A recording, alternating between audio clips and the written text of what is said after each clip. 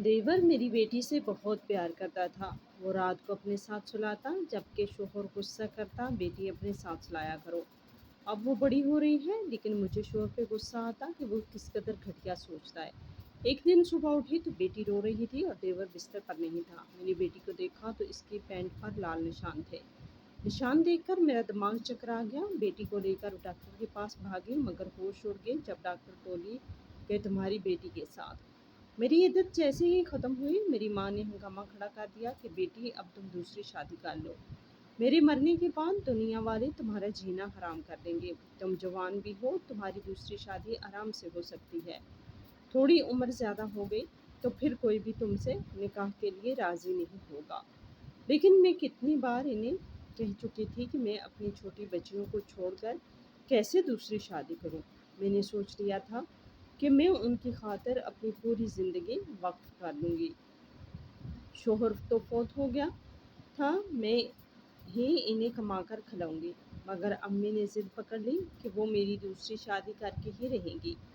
इद्दत ख़त्म हो चुकी थी और अब मैंने अपने शोहर की कब्र पर जाना था, जो मैं पिछले 4 माह से नहीं जा सकी थी।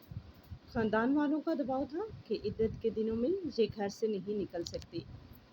हालांकि मैंने रो रो कर न जाने कितनी मर्तबा अम्मी और फूफो की मिन्नतें की थी कि बस मुझे एक मर्तबा जाने दें। मैं बुर्का ओढ़ कर जाऊँगी, रात के अंधेरे में जाऊँगी, बस अपने शोहर की कब्र पर फातिहा पढ़कर आ जाऊँगी। मगर ये ज़ालिम दुनिया वाले कहाँ मानते हैं। अम्मी मेरा दुख महसूस करती थी, मगर कुछ कर नहीं सकती थी, क्योंकि उन पर भी तो ख़ानदान वालों का दबाव था। और सबसे बड़ी बात, हमारे घर के साथ ही हमारी फूफो का घर था। वो बार बार अम्मी के घर आकर न जाने अम्मी को कौन कौन सी पटियाँ पढ़ा जाती थी। वो मुझसे कहती थी कि तुम नाफरमान औलाद हो, मेरी बात नहीं सुनती। कुछ देर अम्मी से बात करने के बाद मैं अपने कमरे में पहुंच गई थी। मैं नहा धोकर साफ़ सुथरे कपड़े पहले ही पहन चुकी थी। मेरी 3 साल की बेटी सोई हुई थी, मगर मेरी 7 साल की बेटी जाग रही थी। उसे पता था कि आज हमने उसकी बाप की कब्र पर जाना है, और वो भी साथ जाने की ज़िद कर रही थी। जोया बेटा, तुम साथ नहीं जाओ, तुम नानों के पास रहो, मैं थोड़ी देर में आ जाऊंगी, कब्रिस्तान पास ही तो है। मैंने उसका चेहरा अपने दोनों हाथों के अंदर भरते हुए कहा तो वो कहने लगी, अम्मी आप बाबा के पास जा रही हैं तो मैं क्यों ना जाऊं। मैंने भी पापा से मिलना है। मैंने उनसे कहना है कि वो कहाँ चले गए हैं। मैं उनके बगैर नहीं जी सकती। मुझे नानू के घर पर अच्छा नहीं लगता। मुझे अपने घर जाना है। जैसे ही जोया ने रोते हुए कहा तो मेरी भी आंखों से आंसू निकल आए। मैं उसे क्या बताती कि उसके दुधियाल वालों ने हमें उसी दिन ही घर से निकाल दिया था, जिस दिन इसके बाप के कुल की रस्म अदा की गई थी। मगर मैं अपनी बेटी के जहन में इसके दुधियाल वालों के लिए जहर नहीं भरना चाहती थी। मैंने उसे कहा कि बेटा ठीक है, तुम मेरे साथ चलो, लेकिन ये रोना धोना बंद करो, और बाबा के पास जाकर तुमने रोना नहीं है, वरना इन्हें तकलीफ़ होगी। मैं उसे समझा रही थी। वो छोटी सी बच्ची जो अपने बाप की वफ़ात के बाद उम्र से बड़ी-बड़ी बातें करने लगी थी, इस वक्त भी मेरी बात बड़े गौर से सुन रही थी। और फिर मैंने बुर्का ओढ़ा और हम दोनों घर से बाहर निकल गए। अम्मा हमें जाता हुआ देख रही थी। अम्मा ने आज मुझे मना नहीं किया था, और वो मना कर भी नहीं सकती थी।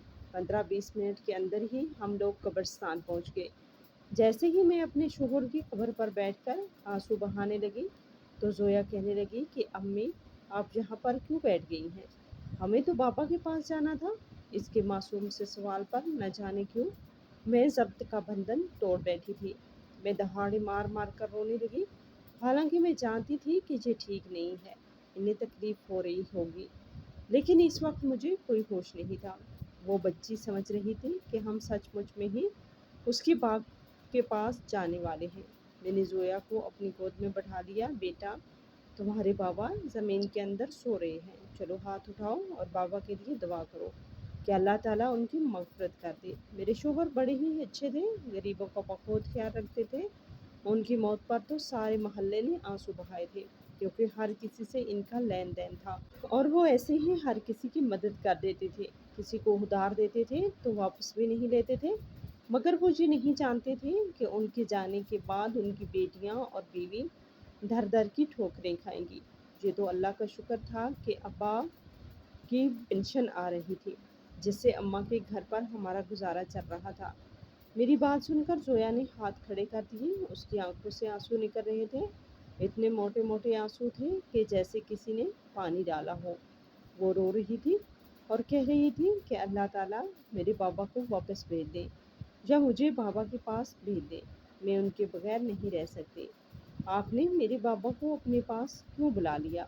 وہ اپنی معصوم سی آواز میں اللہ تعالیٰ سے شکایتیں کر رہی تھی، اور اس بار میں نے اسے روکا بھی نہیں تھا۔ میں اسے کیوں روکتی؟ وہ اپنے اللہ سے ہم کلام تھی تو میرا حق نہیں بنتا تھا۔ اور ویسے بھی میں نے سوچ لیا تھا کہ میں اپنی بچیوں کی ایسی تربیت کروں گی کہ وہ اللہ تعالیٰ کے علاوہ کسی سے بھی امید نہیں رکھیں گی۔ کتنی ہی دیر ہم دونوں ماں بیٹیاں وہیں پر بیٹھ کر آنسو بہاتی اور دعائیں کرتی رہی۔ 2 گھنٹے بعد جب مجھے احساس ہوا کہ نمرا اٹھ گئی ہوگی اور امی کو تنگ کر رہی ہوگی، تو میں نے زویا کا ہاتھ پکڑ کر اسے کھڑا کر دیا، مگر وہ زمین پر لیٹنے لگی تھی اور کہنے لگی تھی کہ نہیں، مجھے گھر نہیں جانا، مجھے بابا کے پاس رہنا ہے۔ میں نے اس سے کہا، بیٹا دیکھو بابا بات نہیں کر رہے، وہ سو رہے ہیں، ہم پھر آئیں گے۔ تو زویا خاموش ہو کر میرے ساتھ چلنے لگی، اور راستے میں وہ اتنے معصوم معصوم سوال کر رہی تھی کہ میرا دل خون کے آنسو رونے لگا تھا، اور میں وہ گناہ کر بیٹھی جو مجھے نہیں کرنا چاہیے تھا۔ میں اللہ تعالیٰ سے شکوہ کرنے لگی کہ اللہ تعالیٰ آپ کو آخر میری ہی بچیاں ہی یتیم کرنے کے لیے ملی تھی؟ کیا میرا نصیب اتنا برا ہے کہ میں اپنی بچیوں کو خوش بھی نہیں رکھ سکتی؟ میں شکوہ کر بیٹھی، لیکن اگلے ہی قدم میں نے اللہ تعالیٰ سے توبہ کر لی، کیونکہ شکوہ کرنا بھی ایک بہت بڑا گناہ ہے۔ ہم انسان کیا جانیں کہ اللہ تعالیٰ کے کس کام میں کیا مصلحت ہوتی ہے۔ ہم گھر پہنچے تو نمرا نے رو رو کر برا حال کر دیا تھا، اور امی اسے سنبھال رہی تھی۔ وہ دودھ بھی نہیں پی رہی تھی، بار بار فیڈر کو نیچے پھینک رہی تھی۔ جیسے ہی اس نے مجھے دیکھا تو چارپائی سے نیچے اتر کر میری طرف دھوڑ لگا دی اور میرے قدموں سے لپٹ گئی۔ امی ناراض ہو رہی تھی اور کہہ رہی تھی، میں نے تم سے کہا بھی تھا کہ زیادہ دیر مت لگانا، تمہاری یہ بچی میرے پاس بالکل بھی نہیں ٹکتی۔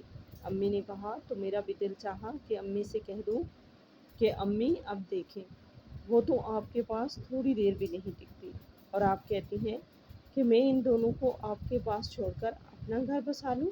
اسی لیے تو میں دوسری شادی نہیں کرتی، کیونکہ میں جانتی ہوں کہ یہ ان سے نہیں سنبھلیں گی، انہیں صرف میں ہی سنبھال سکتی ہوں۔ پھر میں اپنی دونوں بچیوں کے ساتھ اپنے کمرے میں چلی گئی، اور پھر وقت یوں ہی گزرتا جا رہا تھا۔ جیسے جیسے وقت گزر رہا تھا، لوگوں کے تانے اور باتیں بھی بڑھتی جا رہی تھی۔ پہلے تو ہر کوئی کہتا تھا کہ عدت میں بیٹھی ہے، اب سب کی زبانوں پر ایک ہی بات ہوتی تھی کہ آخر نہید کی بیٹی کا گھر پھر سے کیوں نہیں بسا دیتی؟ کیا ساری زندگی ایسے ہی بیٹھی رہے گی اور یہ محلے کی شادی شدہ مردوں پر ڈوریاں ڈالتی رہے گی؟ یہ بات میری پھپھو نے کی تھی، اور جو میں نے چھپ کر سن لی تھی، اور اس وقت میرا دل پھٹنے کو آ گیا۔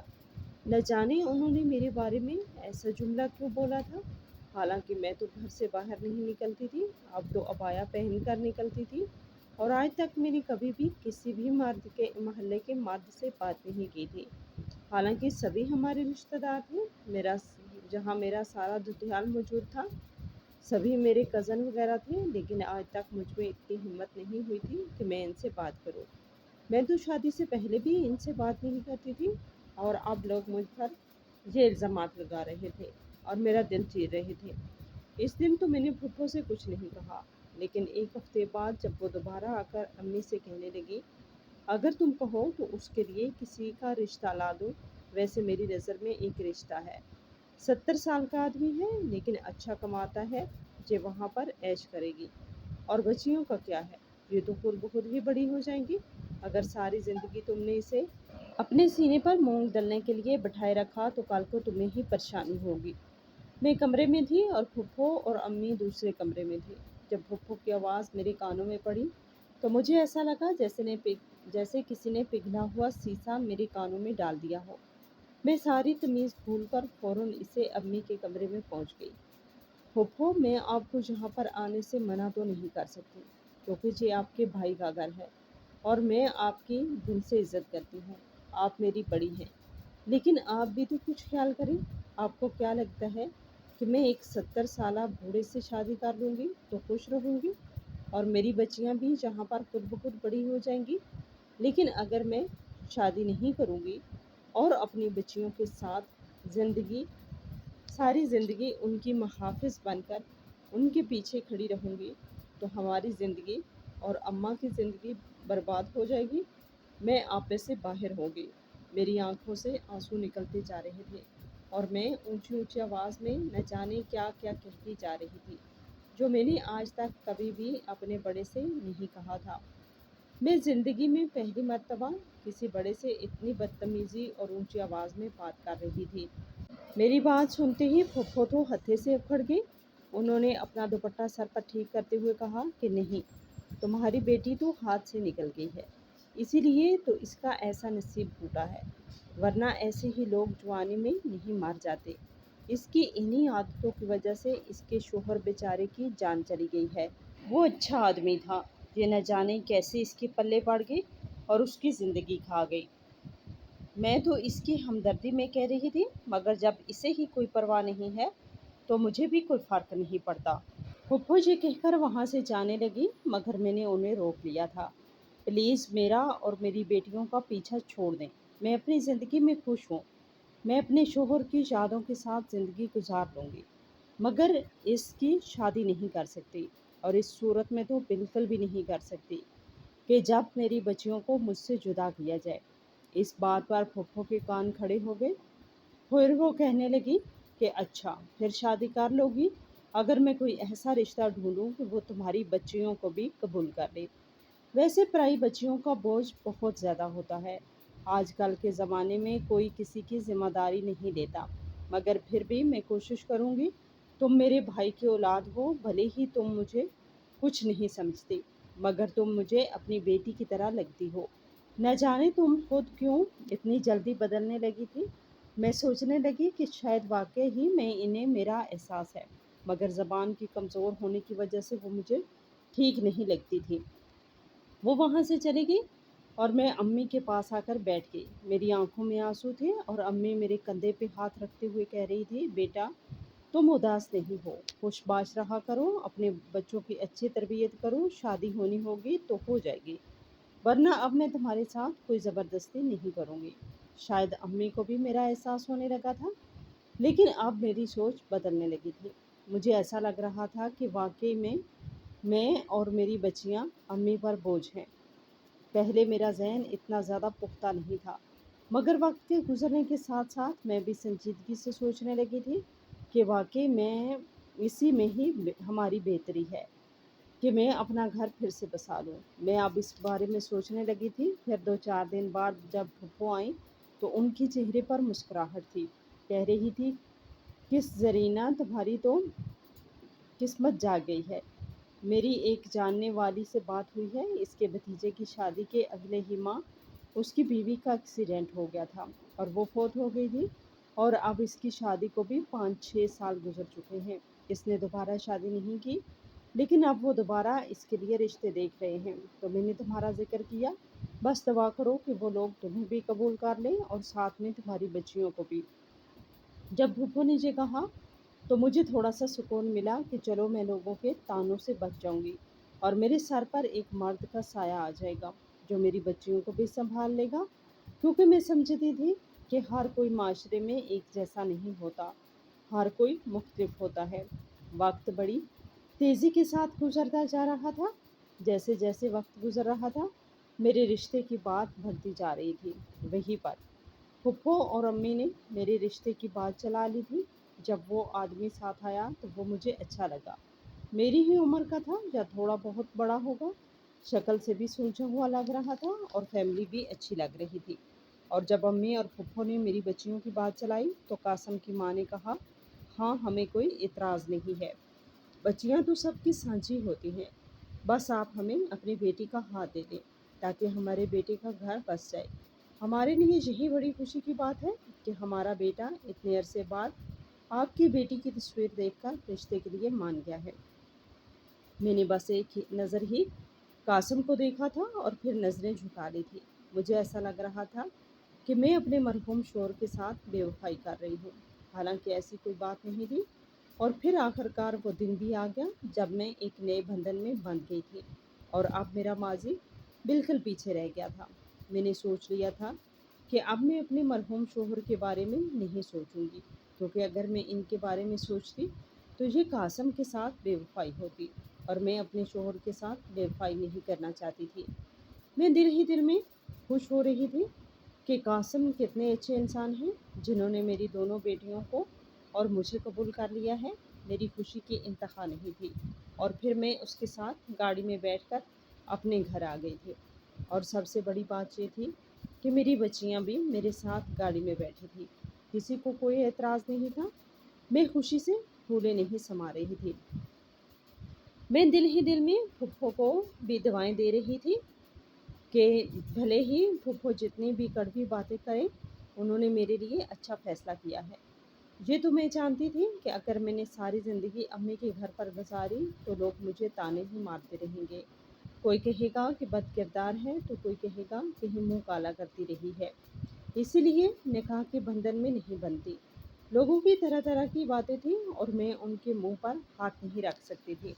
صرف میں اپنے آپ کو بدل سکتی تھی، اور اب میں نے اپنا نصیب بدلنے کی کوشش کر لی تھی۔ میں نہیں جانتی تھی کہ یہ ایک بہت ہی غلط فیصلہ ثابت ہونے والا ہے۔ جب میں اپنے سسرال پہنچی تو وہاں پر میرا خوب اچھے سے استقبال کیا گیا۔ بھلے ہی نکاح سادگی سے ہوا تھا، مگر میرے کمرے کو سجایا گیا تھا۔ میری بچیاں میرے ساتھ کمرے میں آنے لگی تھی، لیکن اس وقت میری ساس نے انہیں روک لیا اور مجھے کہنے لگی، بیٹی میں انہیں اپنے کمرے میں سلا لیتی ہوں، کچھ دن تم لوگ اپنی زندگی گزارو، جب کچھ عرصہ ہو جائے گا تو تم انہیں اپنے پاس رکھ لینا۔ میری ساس کی یہ بات میرے دل و دماغ کو اچھی لگی تھی۔ میں سمجھ رہی تھی کہ وہ میرا خیال کر رہی ہے، اور واقعی میں وہ میرا خیال کر رہی تھی۔ وہ مجھے ایک اچھی اور صابر خاتون لگتی تھی۔ میں قاسم کے ساتھ کمرے میں آ گئی تھی۔ میں صوفے پر بیٹھی۔ میں کوئی کنواری دلہن تو تھی نہیں، میں یہ سب پہلے بھی دیکھ چکی تھی، اسی لیے دل میں اب کوئی خوف، ڈر اور شرمندگی نہیں تھی جو پہلی شادی کے وقت ہوتی ہے۔ قاسم نے میرا ہاتھ تھاما اور کہنے لگا کہ سمینہ، اپنی بیوی کی موت کے بعد میں نے سوچ لیا تھا کہ کبھی بھی شادی نہیں کروں گا، لیکن جب رشتے والی خالہ نے مجھے تمہاری تصویر دکھائی تو میرا دل چاہا کہ مجھے شادی کر لینی چاہیے۔ تم مجھے پہلی نظر میں ہی اچھی لگی تھی۔ کیا تمہارے ساتھ کوئی زبردستی تو نہیں ہوئی؟ وہ مجھ سے میری مرضی معلوم کر رہے تھے، حالانکہ اب کوئی فائدہ نہیں تھا، نکاح ہو چکا تھا اور ویسے بھی مجھے کوئی اعتراض نہیں تھا، اسی لیے مجھے ان کا پوچھنا اچھا لگا تھا۔ نہیں قاسم، مجھے کوئی اعتراض نہیں ہے۔ میں پہلے اپنی بچیوں کے لیے شادی نہیں کرنا چاہتی تھی، لیکن پھر جب مجھے احساس ہوا کہ میری بچیوں اور میرے لیے یہی بہتر ہے کہ میں دوسری شادی کر لوں، تو پھر میں نے اپنا معاملہ اللہ تعالیٰ کے حوالے کر دیا۔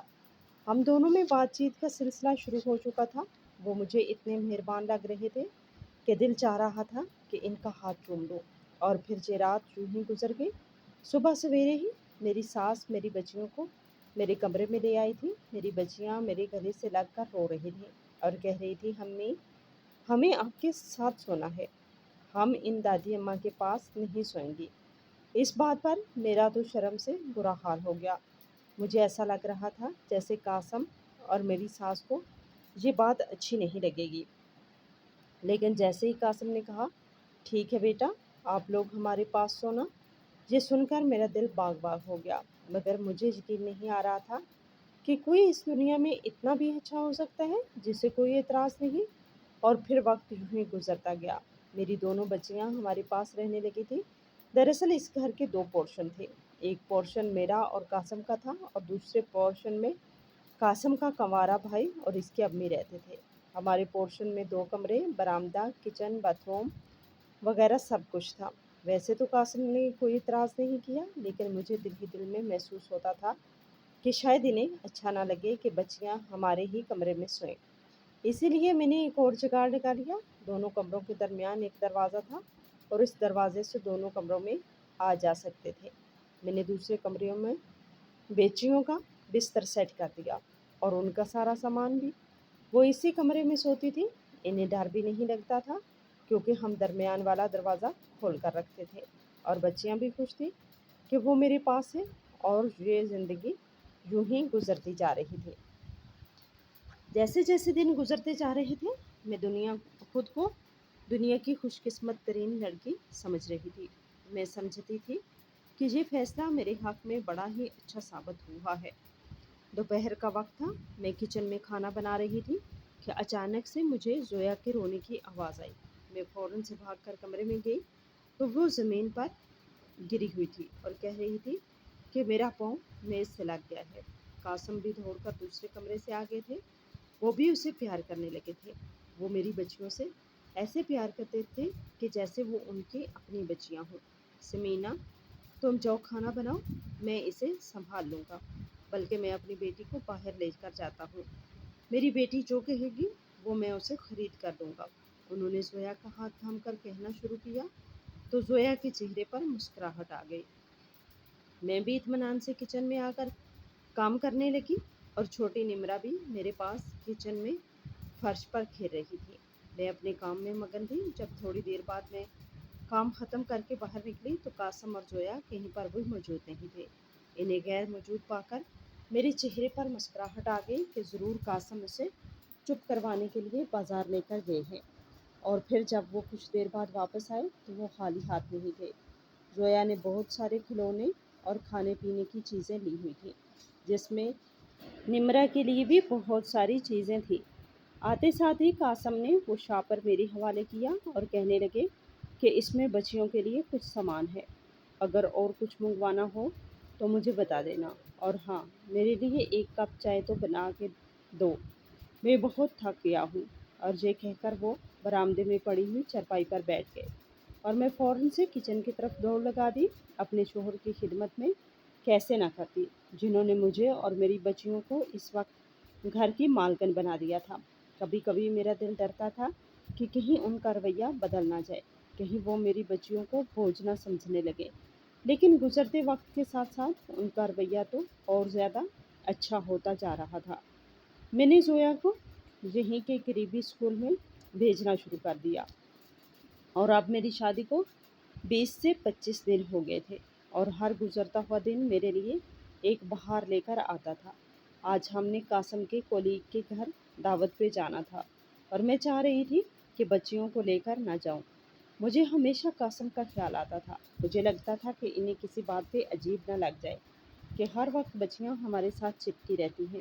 بھلے ہی ہم دونوں کی دوسری شادی تھی، لیکن آپس میں تو ہماری پہلی شادی تھی اور مجھے لگتا تھا کہ ان کے دل کے ارمان پورے نہیں ہو رہے۔ بچیاں ضد کر رہی تھیں کہ وہ ہمارے ساتھ جائیں گی، لیکن میں نے ڈانٹ کر چپ کروا دیا اور قاسم کی بھی کوئی بات نہیں مانی تھی۔ اور پھر جب ہم گھر سے نکلے تو نمرا بہت زیادہ رونے لگی۔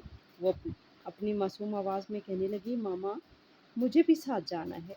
قاسم بار بار کہہ رہے تھے کہ بچیوں کو ساتھ لے کر چلتے ہیں، مگر اس بار میں نے ان کی کوئی بات نہیں مانی اور نمرا کو اپنی ساس کے حوالے کر کے ہم باہر نکل گئے۔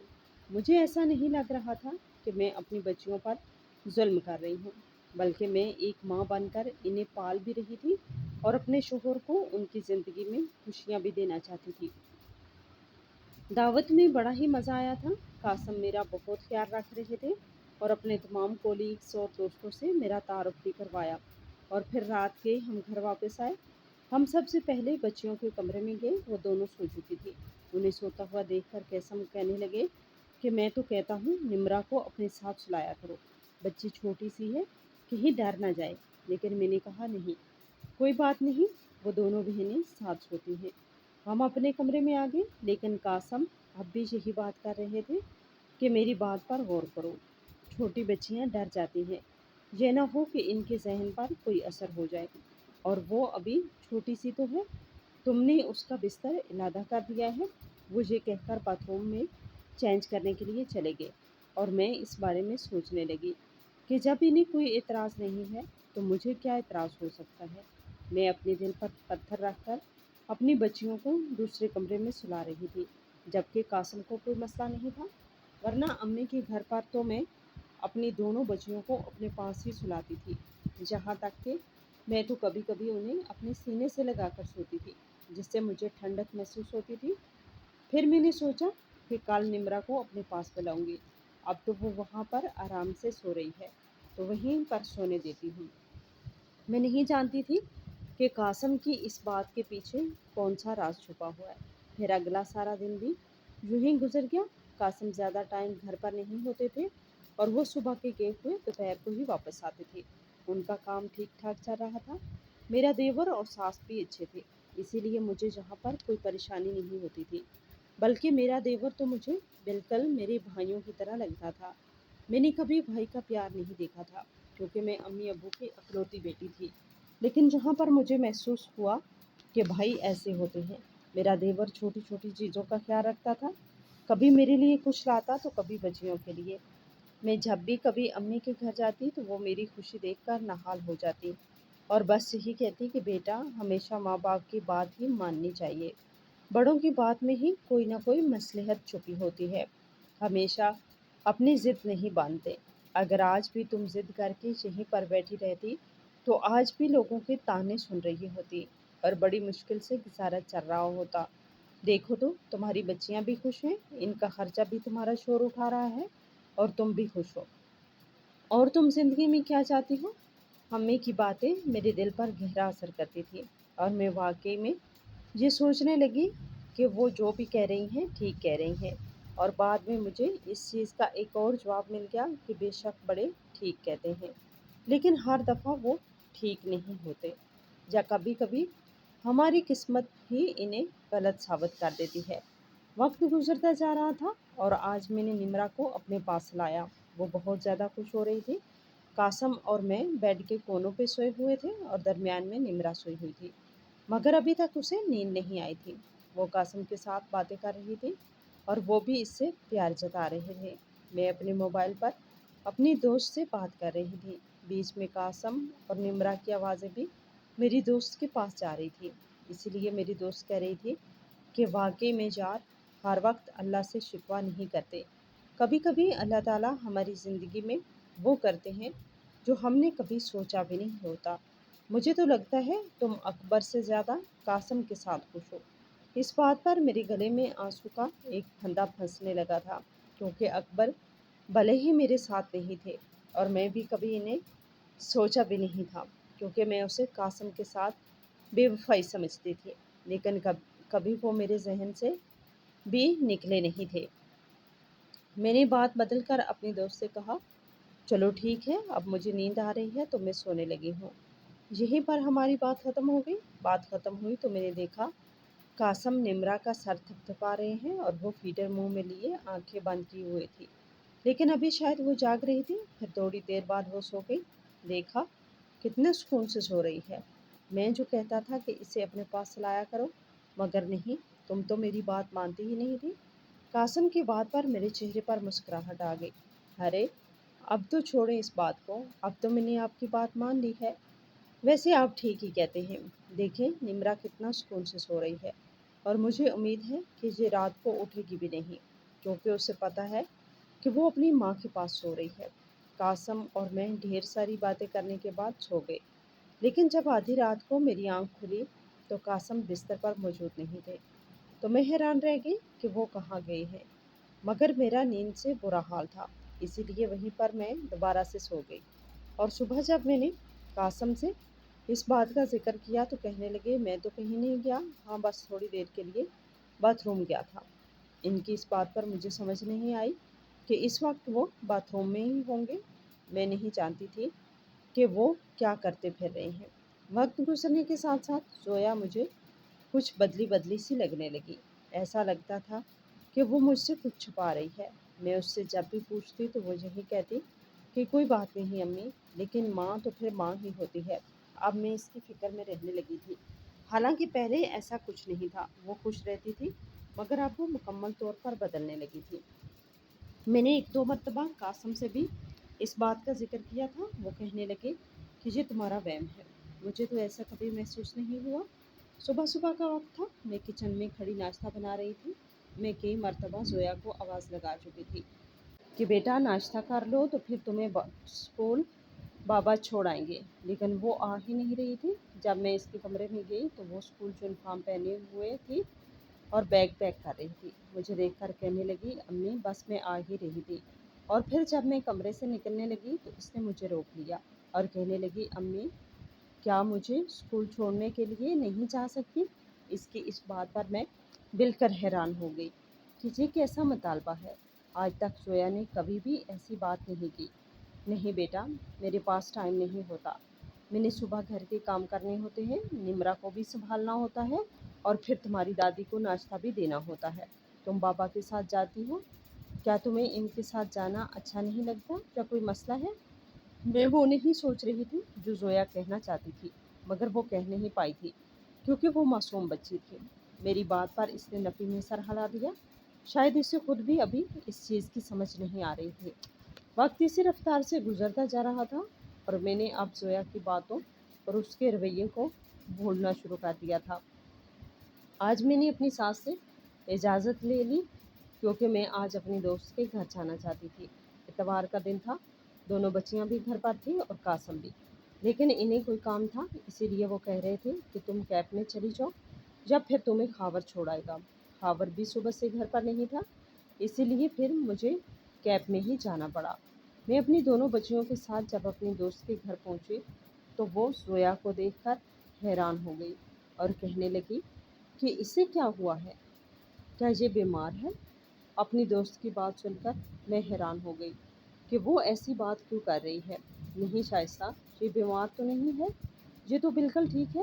بیٹا، آنٹی کو بتاؤ تم ٹھیک ہو نا؟ میں نے زویا کا کندھا تھپ تھپایا تو اس کے چہرے پر مسکراہٹ آ گئی، مگر اس نے کوئی جواب نہیں دیا۔ وہ دونوں میری دوست کے بچوں کے ساتھ کھیلنے کے لیے چلی گئی اور اب میری دوست مجھ سے کہہ رہی تھی کہ زویا کا خیال رکھا کرو، شاید اسے نیا ماحول پسند نہیں آ رہا، یہ مجھے کچھ بجھی بجھی سی لگ رہی ہے۔ دیکھو وزن بھی کتنا کم ہو گیا ہے، کتنی کمزور ہو رہی ہے۔ جب شائستہ نے زویا کی طرف دیکھتے ہوئے کہا جو دور اس کی بیٹی کے ساتھ کھیل رہی تھی، تو میں بھی اسی سوچ میں غرق ہو گئی کہ کیا واقعی میں شائستہ کی بات میں کوئی نہ کوئی سچائی ہے، لیکن میں اس نتیجے تک بالکل بھی نہیں پہنچ سکی جو میری پیٹھ پیچھے ہو رہا تھا۔ اور پھر وہاں پر کچھ ٹائم گزارنے کے بعد جب میں نے قاسم کو کال کی تو وہ کہنے لگے کہ ہاں میں فارغ ہوں، میں ابھی گاڑی لے کر آتا ہوں اور تم لوگوں کو گھر لے جاتا ہوں۔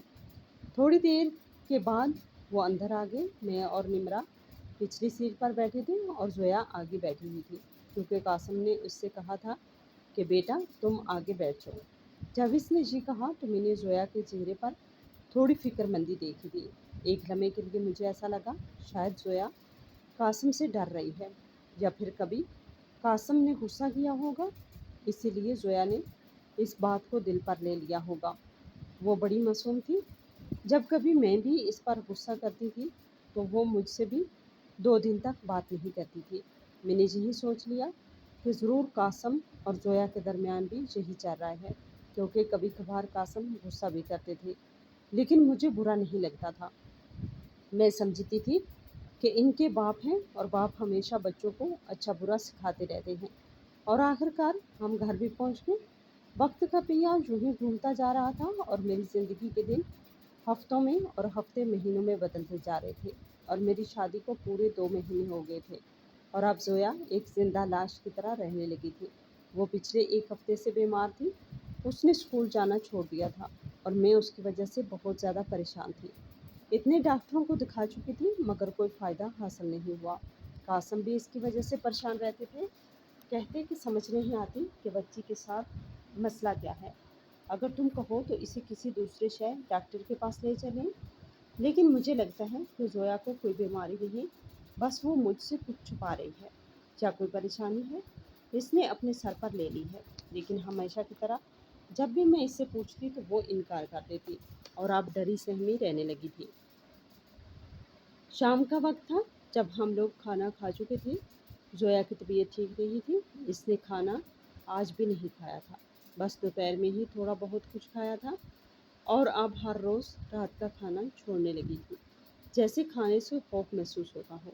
اور آخر کار وہ رات بھی آ گئی۔ میں نمرا کو لے کر اپنے کمرے میں آ گئی جہاں پر قاسم پہلے سے موجود تھے۔ زویا اپنے کمرے میں ہی تھی۔ میں نے دروازے سے جھانک کر دیکھا تو وہ آرام سے لیٹی ہوئی تھی اور پھر میں نے درمیان کے دروازے سے واپس اپنے کمرے میں آ گئی۔ میں آج بہت زیادہ تھک چکی تھی۔ آج میں نے بہت سارے گھر کے کام کیے تھے، کپڑے دھوئے اور گھر کو بھی ڈیپ کلین کیا تھا۔ میرا جسم ٹوٹ رہا تھا، کوئی ہمت نہیں تھی، کمر اکڑ گئی تھی۔ جیسے ہی میں نے بستر سے کمر ٹکائی تو ایک کراہ کی آواز میرے منہ سے نکل گئی، اور پھر میں نے نمرا کو بیڈ پر لٹا دیا، اور وہ بھی نیند کے لیے بےتاب ہو رہی تھی۔ اور پھر تھوڑی دیر کے اندر ہی مجھے نیند آ گئی۔ میں نہیں جانتی تھی کہ میری پیٹھ پیچھے کیا ہو رہا ہے۔ اگر میں پہلے جان لیتی تو شاید میں کوئی قدم اٹھا لیتی اور میری بچی بیچاری کا ذہن خراب نہ ہوتا۔ لیکن ہر کام کا ایک مخصوص وقت ہوتا ہے، اور اب وہ وقت آ گیا تھا۔ آدھی رات کا وقت تھا۔ پیاس کی شدت سے میری آنکھ کھلی تو میں نے دیکھا قاسم بستر پر موجود نہیں تھے، اور اب اکثر اوقات وہ بستر سے غائب رہنے لگے تھے۔ مگر میں سمجھتی تھی کہ شاید وہ باہر چہل قدمی کر رہے ہوں گے، کیونکہ اکثر وہ کہتے تھے کہ مجھے اندر گھٹن محسوس ہوتی ہے۔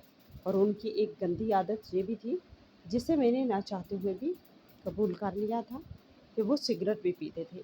اسی لیے کبھی کبھی مجھے لگتا کہ شاید سگریٹ کی طلب کی وجہ سے وہ باہر چلے گئے ہوں۔ لیکن آج مجھے پیاس نے بستر سے اٹھا دیا۔ میں نے دیکھا تو جگ میں پانی نہیں تھا۔ میں جگ اٹھا کر کچن کی طرف آ گئی۔ میں کچن سے پانی پی کر جب باہر نکلی تو صحن میں مکمل طور پر سناٹا تھا۔ وہاں پر قاسم نہیں تھی تو مجھے دھڑکا سا لگا کہ وہ کہاں جا سکتے ہیں، اور وہ بھی اتنی رات کو۔ نہ جانے رات کا کون سا وقت تھا۔ میں نے گھڑی بھی نہیں دیکھی تھی۔ میں پھر سے اندر آ گئی۔ میں پریشانی میں ادھر ادھر ٹہلنے لگی، نہیں جانتی تھی کہ وہ ساتھ والے کمرے میں ہے۔ اور پھر مجھے خیال آیا کہ چلو زویا کی طبیعت دیکھ لیتی ہوں، وہ آرام سے سو رہی ہے یا نہیں۔ میں نے جیسے ہی درمیان کے دروازے سے اندر جھانک کر دیکھا تو میرے پیروں تلے سے زمین نکل گئی، کیونکہ وہاں پر صرف زویا اکیلی نہیں تھی، بلکہ قاسم بھی اس کے ساتھ بیڈ پر چڑھ کر بیٹھے تھے اور اس کے ماتھے سے بال ہٹا رہے تھے، اور زویا ڈری سہمی ہوئی تھی۔ کمرے کی چھوٹی لائٹ جل رہی تھی۔ زویا کی ہلکی ہلکی سسکیاں نکل رہی تھی، جو شاید میں پہلے نیند میں نہیں سن پا رہی تھی۔ اور پھر جب اس کی ہلکی سی آواز میرے کانوں میں گونجی کہ بابا پلیز آپ چلے جائیں یہاں سے، مجھے اچھا نہیں لگ رہا، آپ یہ کیا کر رہے ہیں، تو میری آنکھوں سے آنسو برسنے لگے۔ اسی وقت میں اندر گئی اور کمرے کی بڑی لائٹ روشن کر دی۔ میں کوئی چھوٹی بچی نہیں تھی جو یہ سمجھ نہ پاتی۔ اب ساری کہانی میرے سامنے میں کھل گئی تھی۔ میں سمجھ گئی تھی کہ میرا شوہر ہی ایک گھٹیا انسان ہے، جس نے معصوم بچی کو بھی نہیں چھوڑا۔ اب مجھے سمجھ آ گئی تھی کہ وہ نمرا کو یہاں پر کیوں سلانا چاہتا تھا، تاکہ نمرا میرے پاس رہے اور وہ آرام سے زویا کو تنگ کر سکے۔ لائٹ جلتے ہی قاسم کے چہرے کی ہوا کہا تو وہ آگے بڑھے اور اپنے ہاتھ سے میرا منہ دبوچ لیا۔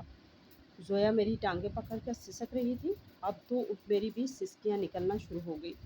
انہوں نے میرا جبڑا سختی سے پکڑ رکھا تھا اور کہہ رہے تھے تم کیا سمجھتی ہو، تم جیسی عورت کے لیے میں مرا جا رہا تھا اور میرے لیے تم سے شادی کی؟ میں اسے ایسے بلا وجہ تمہاری بچیوں کو بوجھ نہیں اٹھا رہا تھا، اور ویسے بھی اس سے کیا ہی فرق پڑتا ہے۔ ان کی اس بات پر میرا سارا مان ٹوٹ گیا اور میں زمین پر بیٹھ کر زور زور سے رونے لگی۔ اگر آپ نے یہی سب کرنا تھا تو پھر آپ نے مجھ سے شادی ہی کیوں کی؟ میں اپنی بچیوں کے لیے شادی نہیں کرنا چاہتی تھی تاکہ میری بچوں کی زندگی خراب نہ ہو، اور آپ نے وہی کیا جس کا مجھے ڈر تھا۔ میں روتی جا رہی تھی۔ میں نہیں جانتی تھی کہ آگے میرے ساتھ اور بھی برا ہونے والا ہے۔ انہوں نے مجھے بالوں سے پکڑا اور کہنے لگے کہ ٹھیک ہے، تم یہ شادی نہیں کرنا چاہتی تھی تو میں اس رشتے کو یہیں پر ختم کرتا ہوں، میں طلاق دیتا ہوں۔ جب انہوں نے 3 بار یہ کہا تو مجھے ایسا لگا کہ اب میں یہاں سے اٹھ نہیں پاؤں گی۔ میں زندہ لاش بن گئی تھی۔ مگر تھوڑی دیر بعد مجھ میں نہ جانے کہاں سے اتنی ہمت آئی کہ میں نے اپنا سامان سمیٹا اور آدھی رات کو اپنی بچیوں کے ساتھ باہر نکل آئی۔ وہاں پر کوئی رکشا نہیں تھا۔ میں پیدل چلتے چلتے اپنے گھر پہنچی تو صبح کی اذانیں ہو رہی تھی۔ جب امی نے مجھے دیکھا تو وہ رونے لگی، کیونکہ جب بیٹیاں صبح سویرے یا رات کو گھر آ جائیں تو ماؤں کے دل کو دھڑکا سا لگ جاتا ہے۔ میں نے امی سے کہا کہ آپ کو رونے کی کوئی ضرورت نہیں، اب میں کسی کے تانوں میں نہیں آؤں گی، مزید برا نہیں ہونے دوں گی۔ میں نے سوچ لیا تھا اگر محلے میں کسی نے بھی مجھ سے کوئی بات سنائی تو اس کی خیر نہیں ہوگی۔ और इस दिन मैं बिल्कुल बदल गई थी। जैसे जैसे वक्त गुजर रहा था, सारे मोहल्ले में मैं बदनाम हो गई कि मैं तलाक लेकर आ गई हूँ। लोग बातें सुनाने लगे, मगर अब मुझे कोई फ़र्क नहीं पड़ता था। मैंने जॉब स्टार्ट कर दी और अपना कमाने लगी, क्योंकि डिग्रियां तो मेरे पास बहुत थी। गुर्बत की वजह से, मेरे शौक़ की वजह से अम्मी ने मुझे पढ़ाया था, लेकिन आज तक मुझे इन डिग्रियों को इस्तेमाल करने की ज़रूरत महसूस नहीं हुई थी, जो अब मेरा सहारा बन गई थी। अब मुझे किसी के सहारे की कोई ज़रूरत नहीं थी। मेरा दूसरा तजर्बा गलत साबित हो गया और अब मैं कोई और तजर्बा नहीं करना चाहती थी। दोस्तों, हमारी आज की ये कहानी आपको कैसी लगी? कमेंट बॉक्स में अपनी राय का इजहार ज़रूर करें और हमारे चैनल को सब्सक्राइब करें।